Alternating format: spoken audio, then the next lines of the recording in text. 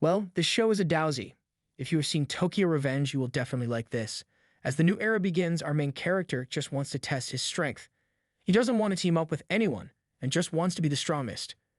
Keep watching to see what happens. Sakura Haruka has a high school student who lives life the way he wants to, but is shunned by his peers in school as a result. Early one morning, a woman is being hassled by a group of guys who have already peaked in life. She's got a carton full of eggs, so she's obviously got places to be, but these guys don't care and keep asking her to come have some fun with them. She refuses and tells the leader that she would smash her eggs into his face if it wouldn't be incredibly wasteful. But she has no time to waste on low lives like him and his friends, so she will be leaving now. The leader doesn't know how to take no for an answer, so he forcefully grabs her hand, hurting her in the process, which is when Sakura intervenes. At first, he tries to be civil and handle the situation like a reasonable person, so he tells the leader of the boys to pack it up because it's too early in the morning to be doing dumb stuff like this. Unfortunately, logical reasoning doesn't work when your brain is the size of a walnut, so the leader tries to swing on Sakura, only to get his punch cleanly dodged. He then proceeds to get beaten up so bad that the cameraman had to cut away, but once he is back in frame, Sakura is standing over him, calling him and his friends weak. He's not scared of a fight, so if anyone has a problem with him, it should remember that his name is Sakura Haruka from Furin High. Afterwards, he simply begins walking away without saying a word to complete his badass moment, but the girl who had been watching everything happen the whole time finally snaps out of her daze and chases after him.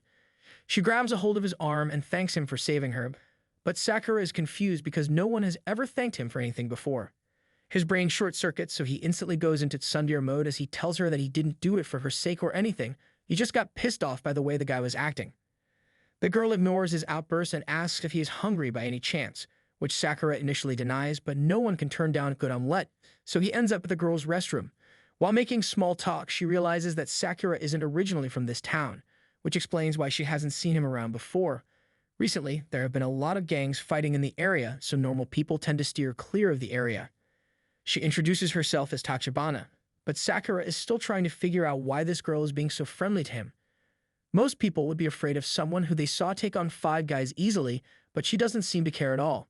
She asked if he's not going to eat the food she made for him since he hasn't taken a bite yet, so Sakura immediately starts eating and he loves it. As he eats, Tachibana comments on how unique he looks since half his face is colored different, but she can tell that it's just the way he looks naturally. Her face gets a little too close, so Sakura freaks out and jumps back. After calming down a bit, Sakura says he's surprised that she doesn't find him weird since most people would call him gross for the way he looked. Tachibana doesn't find his appearance all that strange since she is used to people with much worse fashion choices, but that aside, she asks if his appearance has anything to do with the reason he came here in the first place. Sakura tells her she's right since he came here because the way he looks doesn't matter when it comes to a fight. Furin is notorious for having the most brain-dead students, but also the best fighters, so there are fights every day to decide who's on top. Sakura isn't excluded from the Walnut Brain Society, so a school like this is the only place he has a chance to make a name for himself. Tachibana understands Sakura's motives now, but that doesn't stop her from making fun of him for being so excited about school that he wore his uniform today, even though Furin doesn't open until tomorrow. Sakura denies it, but his embarrassment only tells Tachibana that she's right about him. While they were arguing, an old man named Yama had just finished his meal and was on his way out, but just before he leaves, Sakura notices that he left his bag behind, so she gets his attention and gives it back to him. A short time later, Tachibana comes over and says that Yama was grateful for Sakura's help, so he wanted her to give him some sweets as a token of gratitude. Sakura still isn't used to being thanked for anything, so he asks why people here are so nice to him. Normally, people would take one look at him and think he's a criminal, so they'd be on the lookout. Once he tried to return someone's wallet, but the cops were called because the person accused him of stealing it. Tachibana tells Sakura that he made the right decision to come to Fujin, but the way he is now, there's no way he's going to beat anyone. He may be strong, but he's alone, so he's going to get his ass kicked. Hearing her say that he is alone hits a nerve with Sakura, so he angrily states that he is not weak, so there is no reason for him to rely on other people just to win a fight. She admits that Sakura may have the strength to back up his claim, but it would be best if he went to meet some other kids from Furin, then he will understand what she means.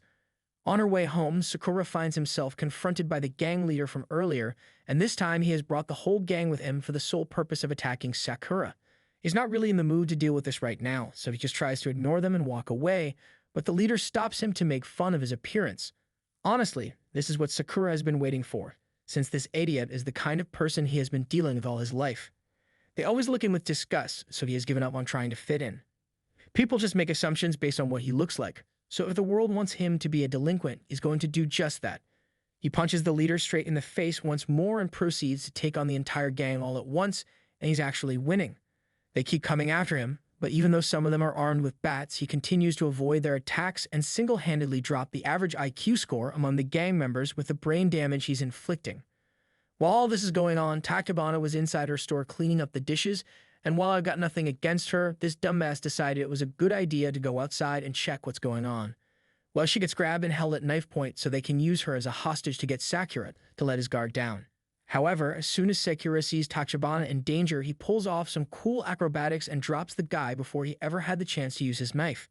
One guy tries to sneak up behind Sakura, but he's not going to call for something as cheap as that and roundhouse kicks the guy's face into a wall.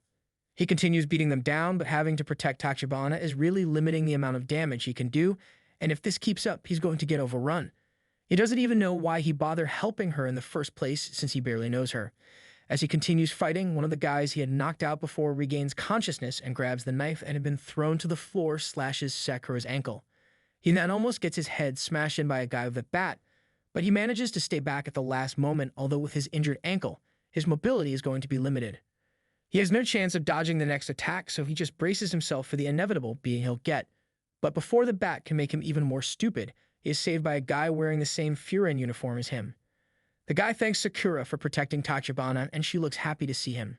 He asked her not to tell her boss that she was in danger so he doesn't freak out, but now he'll make sure the situation is handled. He grabs the bat from the gang member and elbows him in the face so hard that he is put down for a mandatory nap. He then turns to the rest of the crowd as his friends arrive. These punks have made a mess of the town with their antics, so they have to pay for it. The gang is understandably scared because they barely won against one guy, but now they have to deal with 4 more.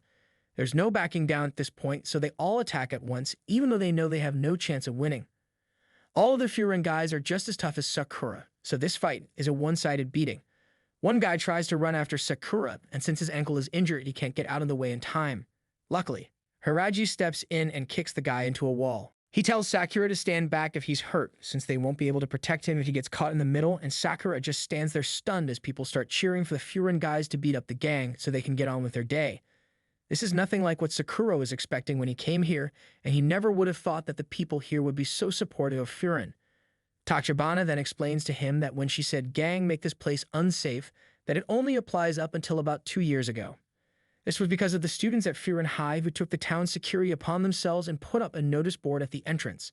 Anyone dumb enough to cause trouble in their town will leave the town with more brain damage than they started with because they are the town's shield, otherwise known as Windbreaker.